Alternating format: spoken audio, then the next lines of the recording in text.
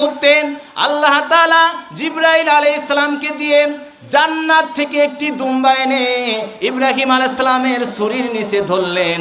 ইব্রাহিম আলাইহিস সালাম কুরবানি করে ফেললেন।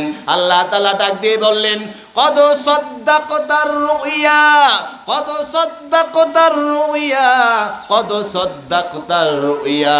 ইব্রাহিম, তুমি তোমার স্বপ্নকে বাস্তবে পরিণত করেছো, তুমি তোমার স্বপ্নকে সত্যে পরিণত করেছো। ইন্না কাযালিকা নাজজিল মুহসিনিন। সৎ বান্দাদেরকে, নেক বান্দাদেরকে আল্লাহ তাআলা এভাবেই পরীক্ষা করে থাকেন।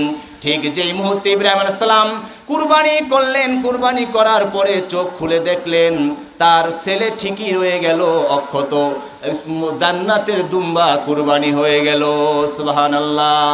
আজও যদি তোমাদের মাঝে কেউ ইব্রাহিমের মতো ঈমান আনিতে পারো, অগ্নিকেও পুষ্প বলে পরিণত করিতে পারো, অগ্নিকেও পুষ্প বলে পরিণত করিতে পারো।